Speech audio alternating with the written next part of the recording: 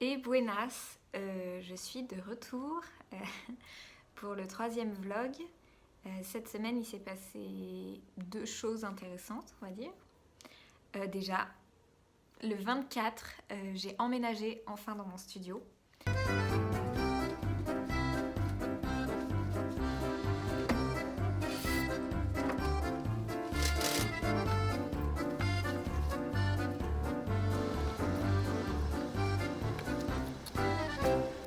Non mais, alors là, c'est le jour J, c'est le grand jour.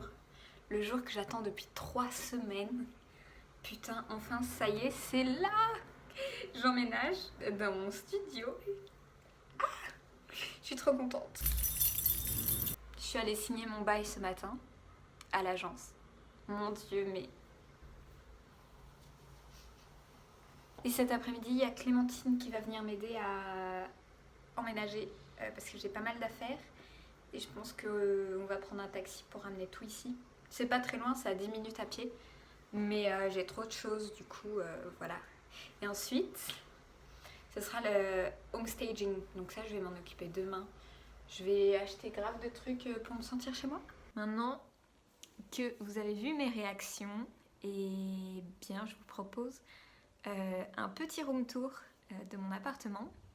Donc, on rentre par ici et on arrive sur la partie salon.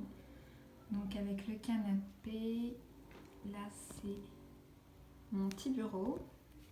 On a un accès à la terrasse et en fait de ce côté-là, on a la partie chambre, juste ici.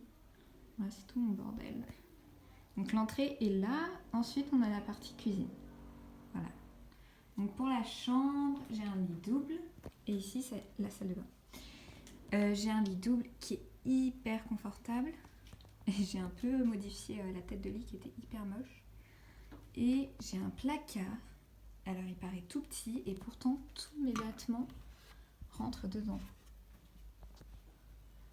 Tac, mes robes que j'ai dû plier. Ah ouais, la petite technique. J'ai dû... En fait, je les ai... Genre, elles sont toutes remballées comme ça. Et donc, tac, petit t-shirt, et tout rentre là. Et il y a même, c'est un peu plus le bazar, mais à la salle de bain. Donc en fait, c'est un peu spécial parce que c'était une ancienne véranda, enfin terrasse. Donc de ce côté-là, il y a les toilettes et elle est assez grande. Il y a un miroir qui est hyper pratique parce que la lumière est parfaite. Et de l'autre côté, il y a ma petite douche, comme ceci. Et donc le plafond, c'est que vitré, donc je vois les oiseaux marcher et tout. On retourne hop, dans le salon avec la terrasse que je vais vous montrer ensuite. Et là, on a la cuisine avec une petite table qui peut se plier et se ranger. Et mon coin cuisine, donc avec un frigo gigantesque. Et le truc le plus pratique, c'est quand je fais la vaisselle, donc comme là je n'ai pas fait, et ben j'ai juste à aller me poser là, et en fait tout s'égoutte directement dans l'évier.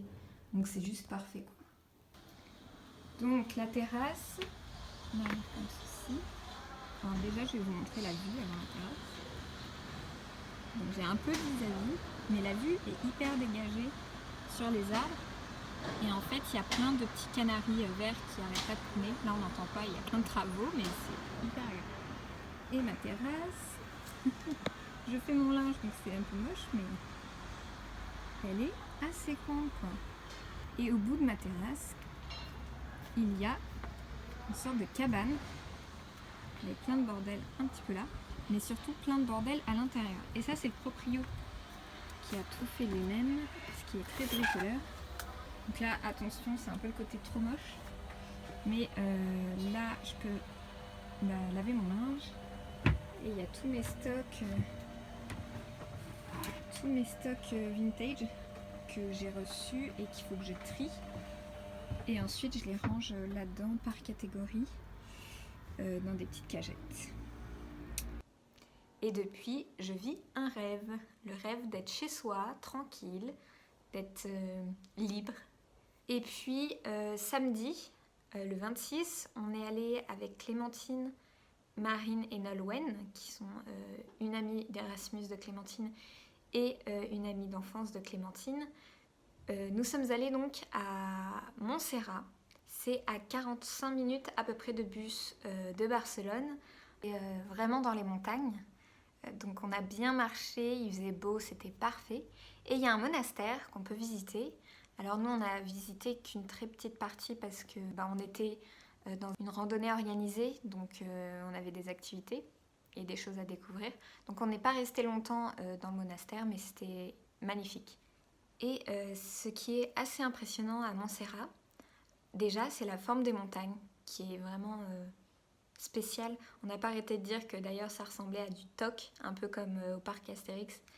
Les formes sont hyper arrondies en fait. Et ce qui est aussi assez déroutant, c'est de se dire que c'était les montagnes, qu'il n'y avait rien du tout à part ça à un moment donné, et que l'homme a construit un monastère, mais tout en haut de la montagne, avec des chemins. Et il faut voir le monastère, c'est pas un petit bâtiment. Voilà, c'est vraiment quelque chose d'impressionnant.